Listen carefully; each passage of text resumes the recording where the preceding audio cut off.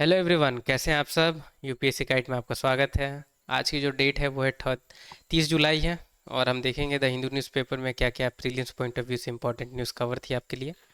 तो सबसे पहले तो ब्रेन ईटिंग अमीबा के बारे में न्यूज़ है, जहां ये जो ब्रेन ईटिंग अमीबा है, इसके वजह से ही केरला बॉय की डेथ को कंफर्म किया गया है।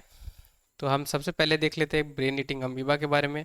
तो नगलेरिया फॉलेरी इसकी साइंटिफिक नेम है। अच्छे से याद करनी है आपको, क्योंकि यूपीएससी की ट्रेंड है जहां वो पूछती है इस टाइप की अजीबोगरीब नेम वाली क्वेश्चंस कि रिसेंटली न्यूज़ में देखी गई है किस चीज़ से रिलेटेड है, राइट। तो आपको पता होनी चाहिए कि ये ब्रेन ईटिंग अमीबा है।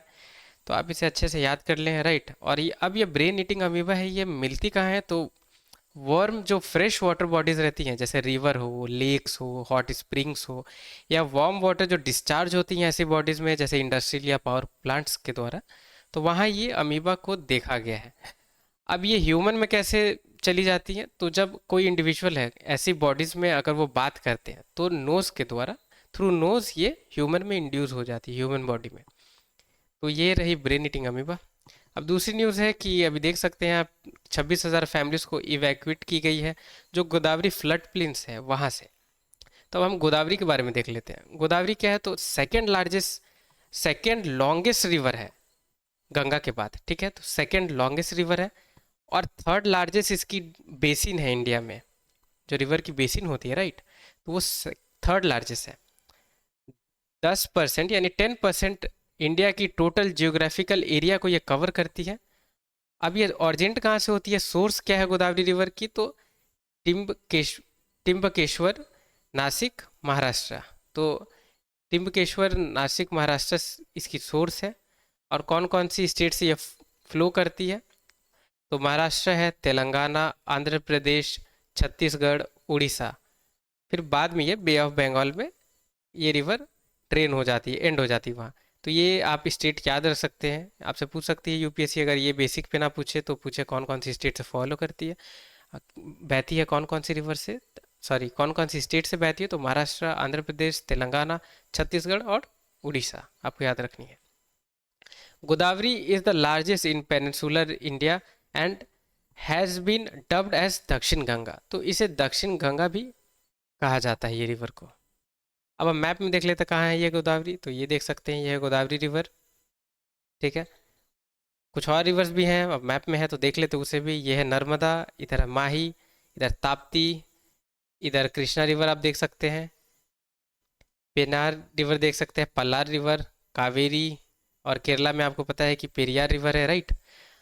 इधर ब्रह्मान ब्राह्मणी नदी ब्राह्मणी नदी इधर आप देख सकते हैं, यह है गंगा,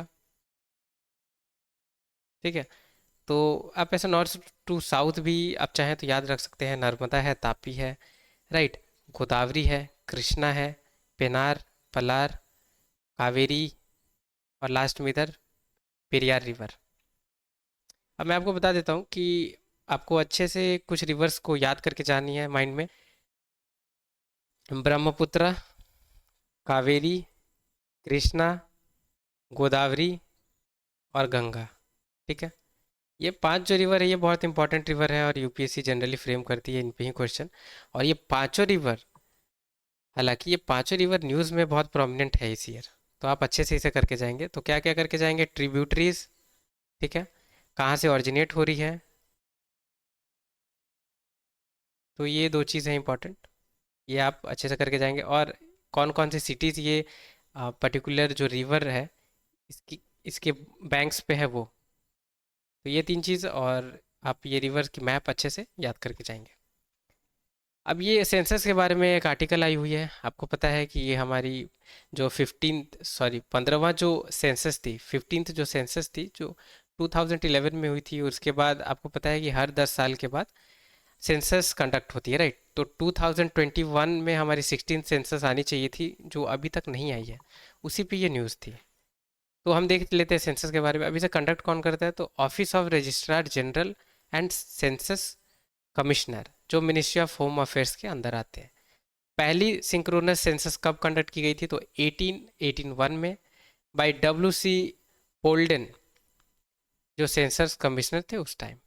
और उसके बाद हर 10 साल के बाद, once in every 10th year, ये कंडक्ट की जाती है। तो 15 सेंसस थी 2011 में कंडक्ट हुई, और हमारे इंडिया के 16th सेंसस कंडक्ट होनी चाहिए थी 2021 में, पर ये नहीं हो पाई है, इसलिए आर्टिकल थी।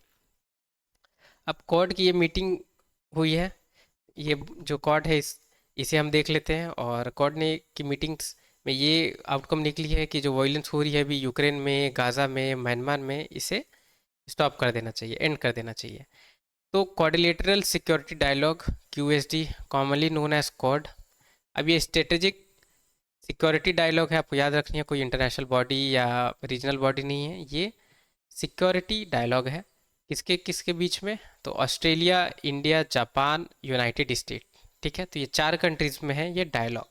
अब ये इनिशिएट ये डायलॉग ये कब की गई थी और किसके द्वारा? तो जापान के द्वारा 2007 में की गई थी, और 2017 में इसे दोबारा रिवाइव किया गया आसियान समिट जो मनीला में हुई थी वहाँ, क्योंकि इनएक्टिव थी लगभग 10 साल से, आप टेक्निकली कह सकते हैं। ये जो सिक्योरिटी डायलॉग थी ये इनएक्टिव थी, तो बाद में 2017 में इसे रिवाइव किया गया। ये पांचों जो कंट्रीज हैं इनके द्वारा, यानी ऑस्ट्रेलिया, इंडिया, जापान और यूनाइटेड स्टेट्स के द्वारा। वैसे ये लाई क्यों गई थी? तो चाइना की जो मिलिट्री डिप्लोमेसी है इंडो पैसिफिक रीजन में, पर्टिकुलरली कहाँ, तो साउथ चाइना सी में, उसे काउंटर करने के लिए ये डायलॉग को लाया गया था। अब ये सीबीआई से रिलेटेड है। सीबीआई ने अपनी फाइनल चार्जशीट में केजरीवाल के नाम को मेंशन किया है। तो अब हम देख लेते हैं सीबीआई के बारे में। The central bureau of investigation, full form है CBI, domestic crime investigation agency है इंडिया में। अब किसके अंदर है ये ऑपरेट करती है? तो ministry of personnel public grievances and pensions के अंदर है ये।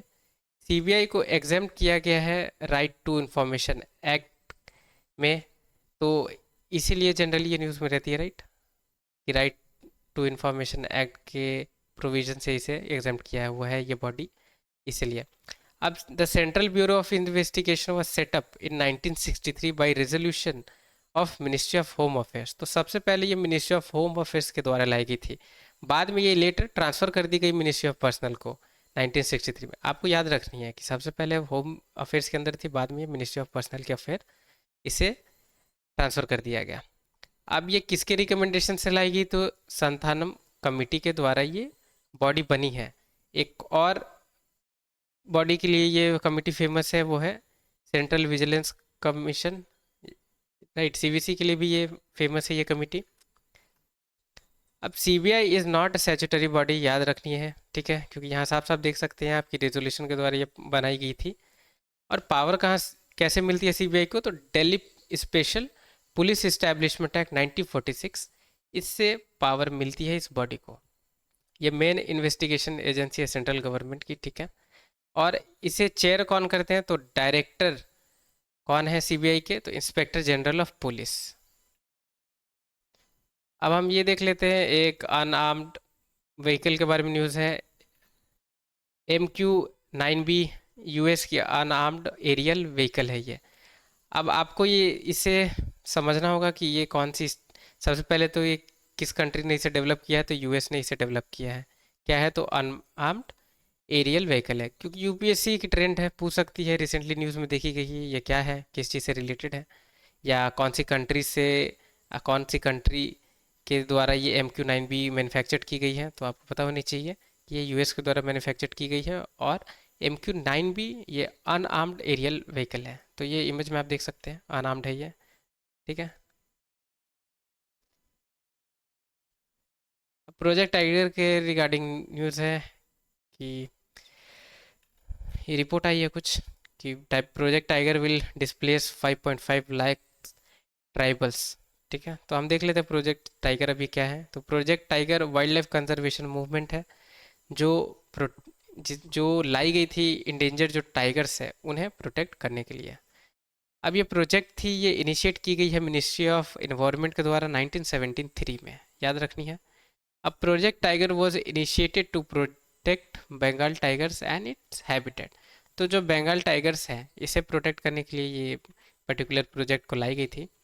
State government are responsible for preparing a tiger conservation plan. तो टाइगर कंजर्वेशन प्लान को प्रिपेयर करने की किसकी रिस्पॉन्सिबिलिटी है? तो स्टेट गवर्नमेंट की। 2006 में नेशनल टाइगर कंजर्वेशन अथॉरिटी को भी सेटअप किया गया था। क्यों किया गया था? ताकि वो एडमिनिस्टर कर पाए टाइगर रिजर्व को, ठीक है, जो प्रोजेक्ट टाइगर्स के अंदर है। और बाद में फिर ये प्रोजेक्ट टाइगर को सेंट्रली स्पॉन्सर्ड स्कीम बना दिया गया। Prime minister of India establish the national tiger conservation authority to streamline the management of project tiger and numerous tiger reserve in India. तो नेशनल टाइगर कंजर्वेशन अथॉरिटी को establish किसने किया है? तो prime minister ने ये हमारी की हुई थी, ताकि अच्छे से ये जो प्रोजेक्ट टाइगर है इसे मैनेज किया जाए और टाइगर रिजर्व को अच्छे से प्रोटेक्ट किया जाए। अब 1973 में the government of India in collaboration with WWF initiated a conservation plan known as tiger project plan, commonly refer as project tiger. तो याद रखनी है कि किसके साथ कोलैब करके ये प्रोजेक्ट टाइगर लाई गई है, तो WWF, ठीक है, तो ये आपको याद रखनी है। अब ILO की रिगार्डिंग न्यूज़ है, यानी इंटरनेशनल लेबर ऑर्गेनाइजेशन की रिगार्डिंग रिपोर्ट है अवेलेबल। एक रिपोर्ट इस इंटरनेशनल लेबर ऑर्गेनाइजेशन के द्वारा रिसेंटली पब्लिश की गई थी, जहां इंडिया की ये कंसर्न है कि जो ILO की स्टैंडर्ड है, ठीक है, इंटरनेशनल लेबर ऑर्गेनाइजेशन की जो स्टैंडर्ड है वो इंडिया के कंटेक्स्ट में ये फ्रूटफुल नहीं है। यहाँ ये ऐसी जो इसकी कन्वेंशन है वो यहाँ पूरी फुलफिल नहीं हो पा रही है, राइट, इसी के लिए थी। तो हम देख लेते हैं अब इंटरनेशनल लेबर ऑर्गेनाइजेशन को। तो इंटरनेशनल लेबर ऑर्गेनाइजेशन ILO के बारे में, it is a united nation agency whose mandate is to advance social and economic justice by setting international labour standards. तो इंटरनेशनल लेबर स्टैंडर्ड्स को ये सेट करती है, राइट, और यूनाइटेड नेशन की ये एजेंसी है एक। फाउंड कब हुई थी? तो 1919 में अंडर लीग ऑफ नेशंस, और ये पहली और सबसे ओल्डेस्ट स्पेशलाइज्ड एजेंसी है यूनाइटेड नेशन की, आपको याद रखनी है। हेडक्वार्टर्स कहाँ है ILO की? तो स्विट्ज़रलैंड, जिनेवा स्विट्ज़रलैंड में है, जिनेवा में है। और इंडिया फाउंडिंग मेंबर है इंटरनेशनल लेबर ऑर्गेनाइजेशन की। अब 8 इसकी कोर कन्वेंशन है। क्या क्या कोर इसकी कन्वेंशन है?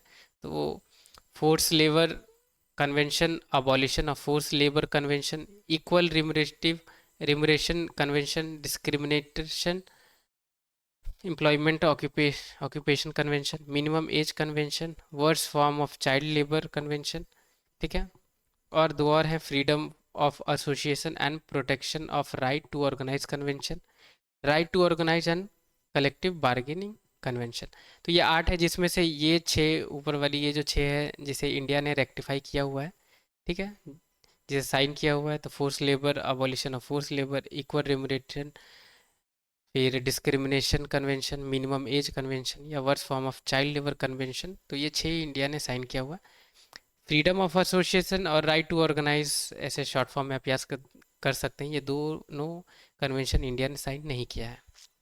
अभी RBI की एक रिपोर्ट आई है, तो करेंसी एंड फाइनेंस रिपोर्ट, आपको पता होगी कि UPSC की ट्रेंड है जहां वो रिपोर्ट्स या इंडेक्स के बारे में क्वेश्चन पूछती है, राइट, तो इसलिए ये मैंने कवर किया है। करेंसी एंड फाइनेंस रिपोर्ट ये किसके द्वारा पब्लिश की जाती है? तो RBI के द्वारा। अब ईरान ने कुछ ऑयल टैंक को सीज़ किया है, एक ऑयल टैंक को सीज़ किया है जिसमें कुछ इंडियन इंडिविजुअल भी थे उसके क्रू में, तो इसलिए ये न्यूज़ है। और कैप्चर कहाँ किया हुआ था? सीज़ किया था पर्शियन गल्फ में। तो हमें पर्शियन गल्फ को समझना होगा। सबसे पहले तो देख लेते हैं कौन कौन सी कंट्रीज़ की बाउंड्री शेयर होती है पर्शियन गल्फ में। तो इराक की होती है, ईरान की होती है, कुवैत की होती है, Saudi Arabia, Bahrain, Qatar, United Arab Emirates UAE। तो आपको याद रखनी है, ठीक है। आपसे पूछ सकती है UPSC की कौन कौन सी कंट्री की बाउंड्री शेयर होती है पर्शियन गल्फ से, तो इसलिए आपको ये याद रखना है, Iraq, Iran, Kuwait, Saudi Arabia, Bahrain, Qatar, United Arab Emirates. अब इसराइल ने बोला कि हिजबुल्लाह पे वो हिट करेंगी, क्योंकि आपको पता है अभी हिजबुल्लाह ने इसराइल पे अटैक किया हुआ था, राइट, जहाँ 10 पीपल्स की डेथ हो गई थी। अब ये हिजबुल्लाह है क्या? तो ये Lebanese Shia Islamist political party and paramilitary group है। वैसे हिजबुल्लाह को बहुत सारी कंट्रीज इसे एज टेररिस्ट ऑर्गेनाइजेशन के तौर पे भी देखती है या एक्सट्रीमिस्ट ग्रुप के तौर पे भी देखती है, ठीक है। तो ये है लेबनान, और इधर जो रेंज है इधर ही रहती है हिजबुल्ला ग्रुप, ठीक है। और ये है इसराइल, तो इसराइल की बाउंड्री शेयर होती है लेबनान के थ्रू, राइट। तो ये इधर ही रहते हैं और यहीं से अटैक करते हैं इसराइल पे। क्वेश्चन देख लेते हैं आज की MCQ. The largest number of tiger reserve are located in. Option A Maharashtra, option B Assam, option C Karnataka, option D Madhya Pradesh. तो वीडियो पॉज करके आप कमेंट बॉक्स में आंसर बता सकते हैं। तो इसकी करेक्ट आंसर है ऑप्शन डी मध्य प्रदेश। मध्य प्रदेश में सबसे ज़्यादा नंबर ऑफ टाइगर रिजर्व है, ठीक है, इंडिया में। Question, financial stability report is released by. Option A RBI, option B ministry of finance, option C NITI Aayog, option D board bank board of India. तो video pause करके आप comment box में इसकी answer बता सकते हैं। तो इसकी करेक्ट आंसर है वो है ए आरबीआई। तो फाइनेंशियल स्टेबिलिटी रिपोर्ट रिलीज की जाती है आरबीआई के द्वारा। क्वेश्चन देख लेते हैं कावेरी बेसिन के रिगार्डिंग और नेशनल पार्क के भी regarding. Which of the following protected area are located in Kaveri basin? First, Nagarhole national park, second Papikonda national park, third Sathyamangalam tiger reserve, fourth Wayanad wild life sanctuary. तो select the correct answer using code given below.